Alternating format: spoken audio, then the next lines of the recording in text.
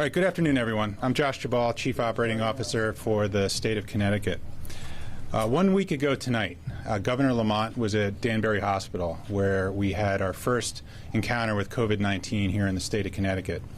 And based on the guidance of our experts in our public health department, based on the learnings of other countries and other states that have gotten into this pandemic sooner than we have, the governor directed us with strong bipartisan support from our legislative leadership to take swift action on the steps that we can take as a state to slow down the spread of COVID-19, to protect our most endangered citizens, and to give our outstanding healthcare system and our great hospitals and healthcare workers and doctors the best chance to help us through this pandemic.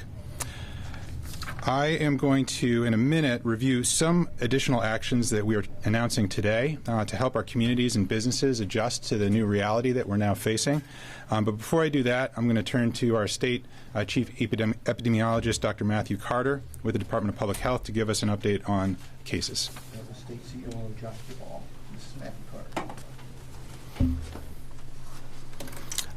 Hi, good afternoon. My name is Dr. Matthew Carter. I'm with the Connecticut Department of Public Health.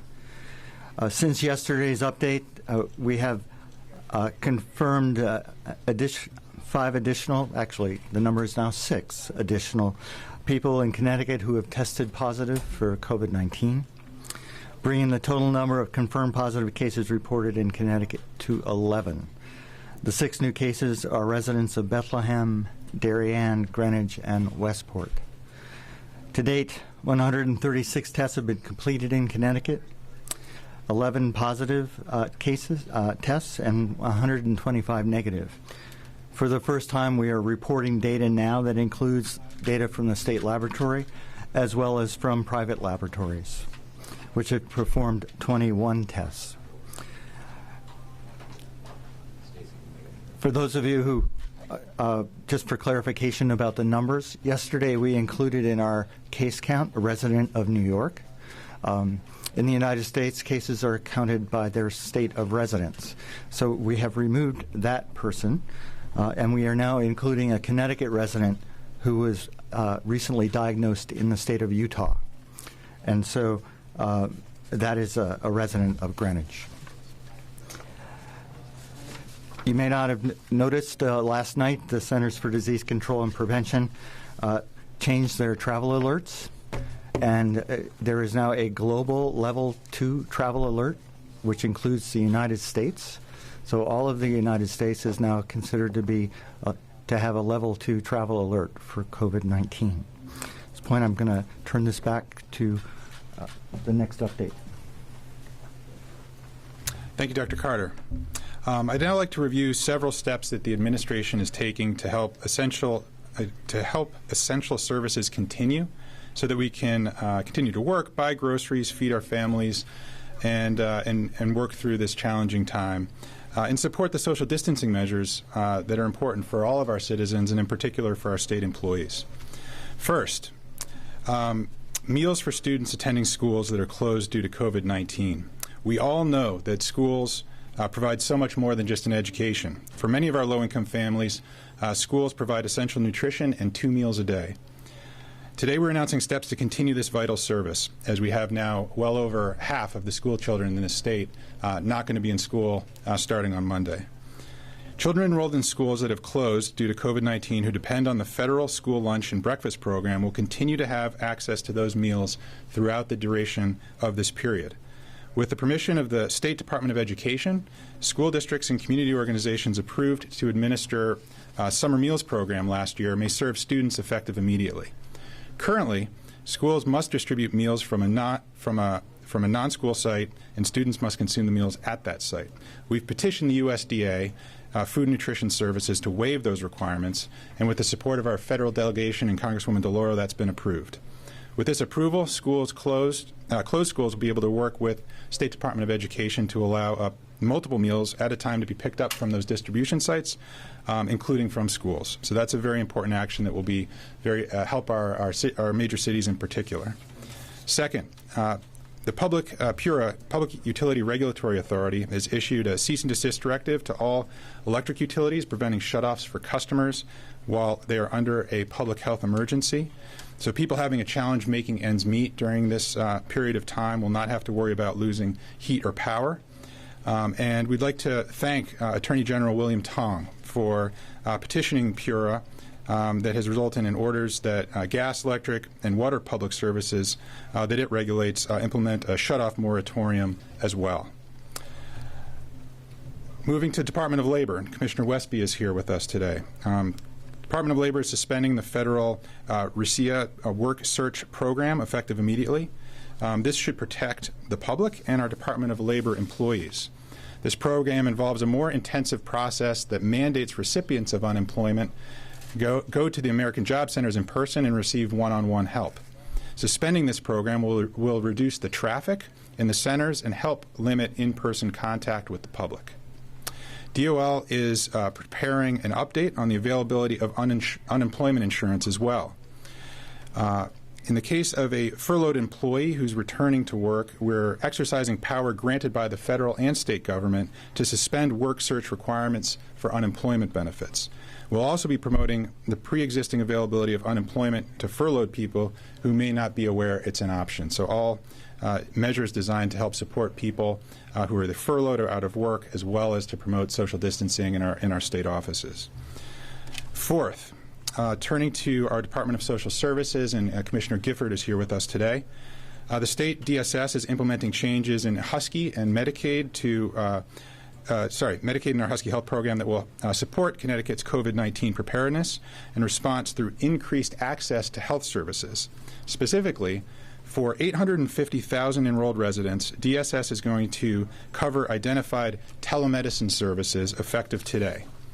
At this time, telemedicine coverage includes real-time video conferencing, as can be enabled with a smartphone between Husky Health members and their healthcare providers for specific medical and behavioral health services. This will enable many members and doctors to communicate remotely with Medicaid during a virtual visit.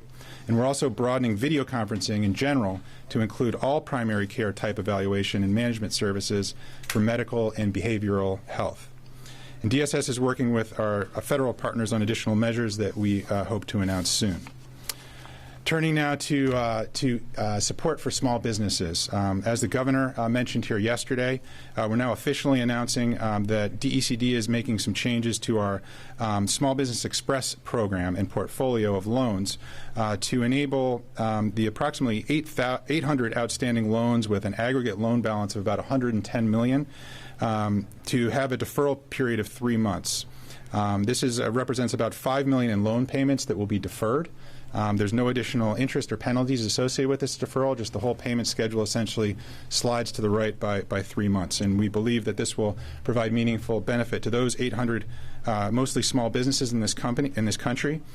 And Commissioner Lehman, in collaboration with a number of other commissioners and the legislature, is working on a broader package of supports for both individuals and businesses to get through this challenging period of time. And he'll be at one of these press conferences likely early next week to discuss that in more detail.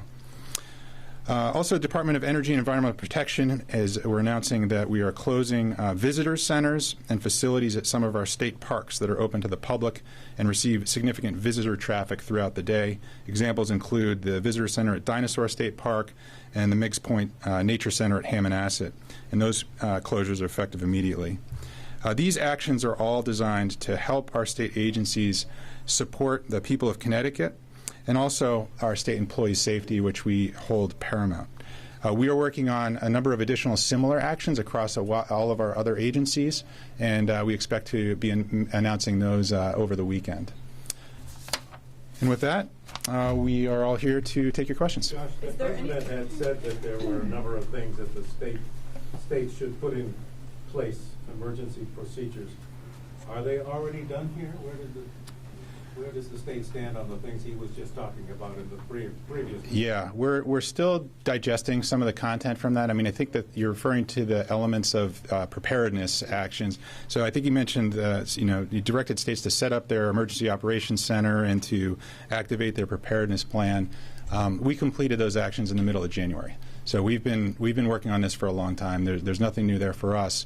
What we were interested to hear, and we were talking about as we were listening, is some of the discussion around additional testing capacity, private sector partnerships. Depending on when that comes online, that could be incredibly impactful. So we're eager to hear more details about when that could come. Speaking of testing, Dr. Carter, I wonder if you could answer this one, because we're getting a lot of questions about these drive-throughs that require a written order from a physician. How do you get that? And the doctor doesn't want you to come in. And if the written order is prepared, how does the doctor get it to the person who needs to go to the drive-through? The patient actually has an old-fashioned piece of paper that's an order in their car, and they hand it to the doctor who's doing the swab. No, but how does the patient get the written order from the physician if they can't go to the office? Well, we know many people are being handed these pieces of paper that are orders, and I assume that's how it's happening. If there are people drive to their doctor's office and ask them to come out and send it? I can't tell you that's exactly how it's happened, but I talked to somebody a few hours ago who did that very same thing. Remember, you have to have a doctor's order in order to have a test done. So correct me if I'm wrong. You would call your doctor's office. Usually you don't get the doctor. You get a voicemail for a physician's assistant. You tell them your symptoms. They call you back. They ask you some more questions. And then they say, okay, we're going to give you a written order. Come down here and pick it up out front. Correct. That would be, that's how it's been described to me. We now have 3 hospitals that have set these up, Greenwich Hospital, Bristol Hospital, and Waterbury Hospital. As you know, Greenwich has been open for a few days, and Bristol and Waterbury Hospital started today. Yes. What's the status of Yale New Haven? You said they'd be up pretty quick. Yale New Haven Hospital Laboratory is the one that I'm hoping will come on board. I know that they are still looking at sites, so is Hartford Healthcare.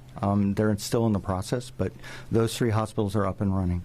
Josh, can you talk about what's happening with the nursing homes? There's greater restrictions now on nursing homes in that they are not even allowing conservators and attorneys to visit their clients in nursing homes. Yeah, in the executive order that the governor issued that we announced yesterday, that was relaxed to enable conservators and probate activity. The commissioner of the Department of Public Health is going to be issuing revised guidance on that topic shortly. But independent of that, I know that this is a very difficult issue for people who have family members in nursing homes.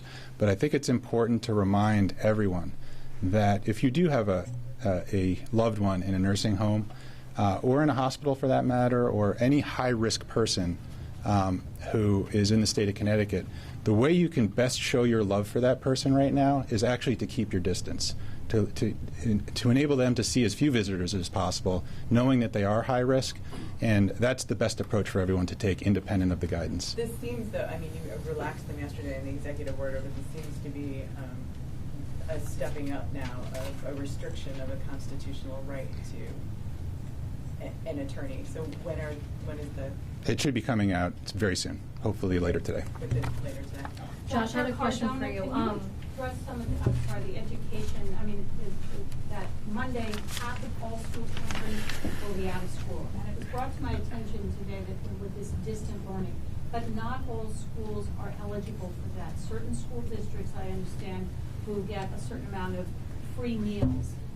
And may not have Wi-Fi in their home. Therefore, they can have some schools doing distant learning and other schools don't, because that would be unfair. So are many schools really for the next 2 weeks there won't be distant learning? So 30% of our districts have closed schools for Monday, which is about 56% of our students. So there's supplemental learning that is being offered for districts, and that's something that our agency has worked with different providers. And just this morning, we provided feedback and guidance to districts on what they can use. So all districts have access to that. What you're referring to is distance learning, where they're counting those experiences as school sessions. Districts have to apply for a waiver for that, and we're reviewing that carefully before we allow for that to serve. And they have to make sure that equity is being considered, meaning that if they don't have Wi-Fi access at home, materials are going to be developed and picked up by parents. Dr. Carter, could you please get into a little further about our ability to test at this point?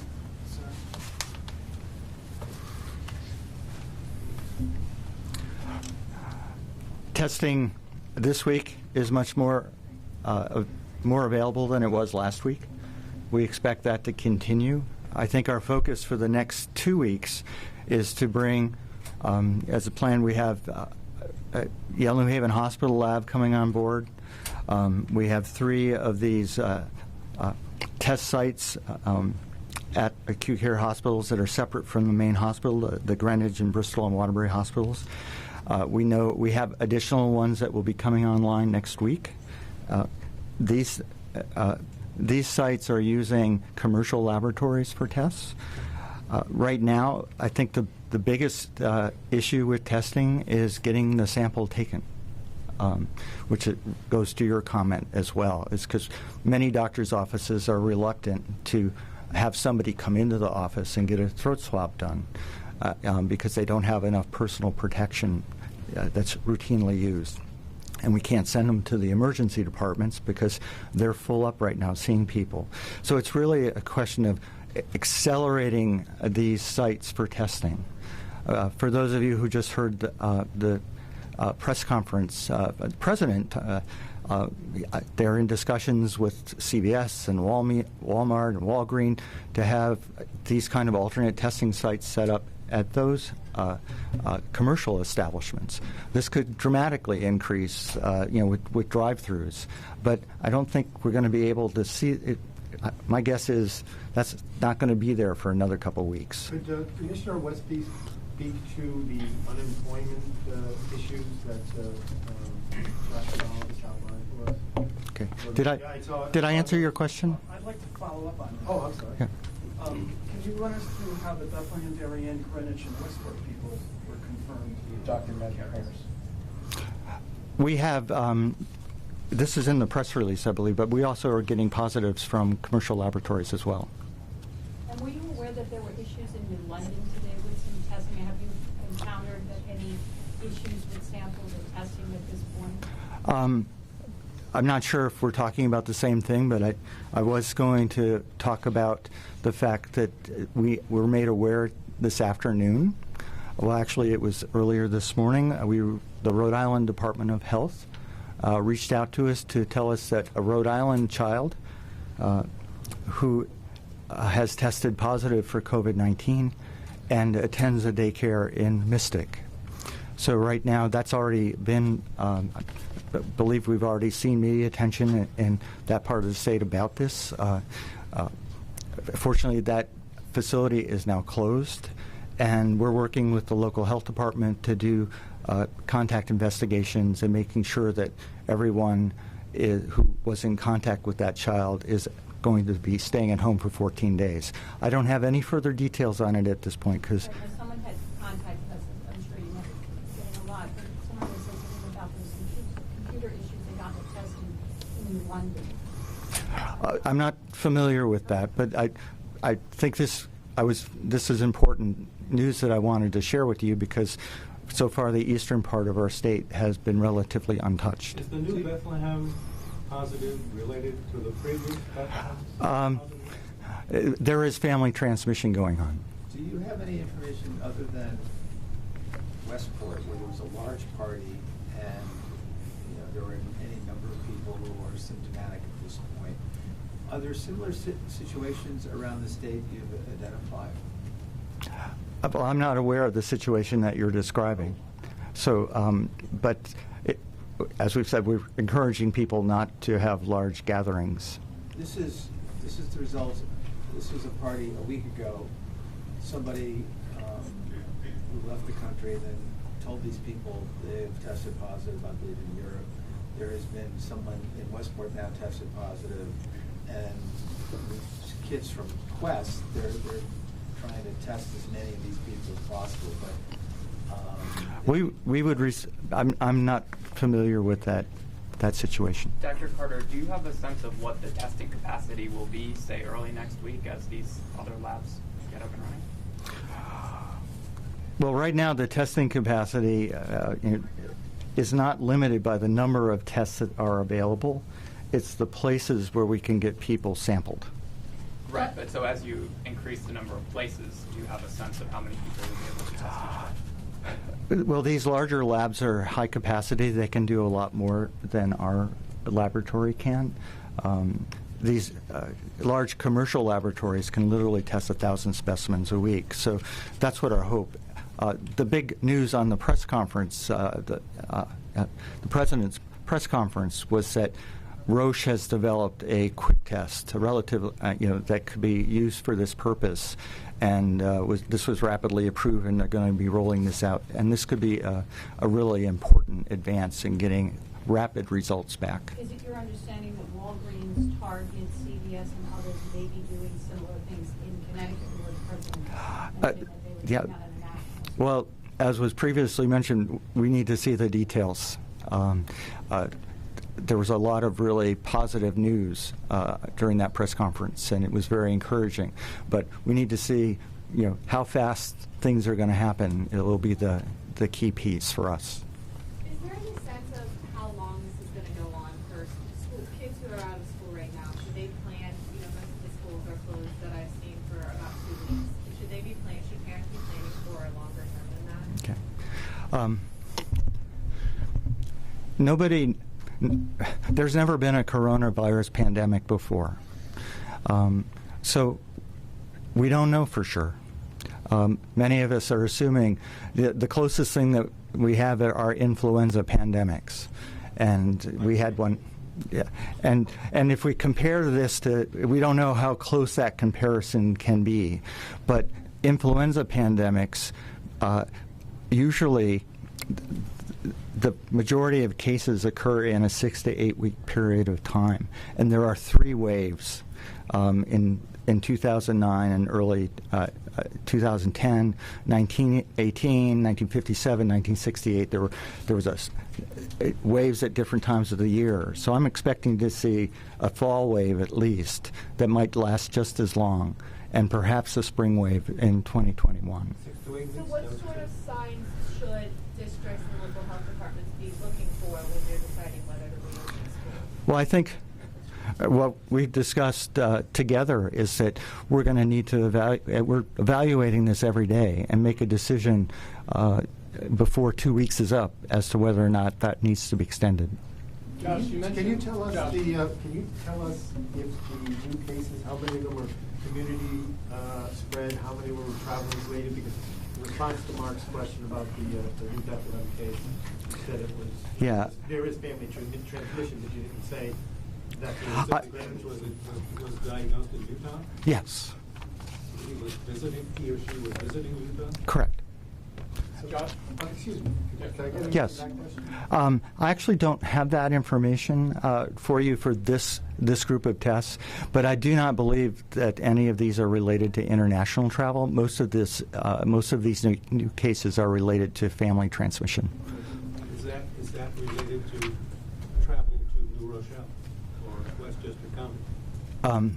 I don't know if that is related in this particular case. New Rochelle has been a big issue so far. So the Greenwich, there's the one man that was in Utah. Is he currently, or she currently still in Utah this time? That's our understanding.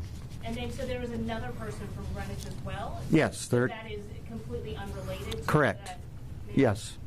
Or a woman? Can you tell us? Yes, yes, I'll be happy to. Hold on a second. So there are 2 Bethlehem cases. One is a woman, aged between 30 and 40. There's also a man aged between 60 and 70 from Bethlehem. There's a woman from Westport whose age is 40 to 50.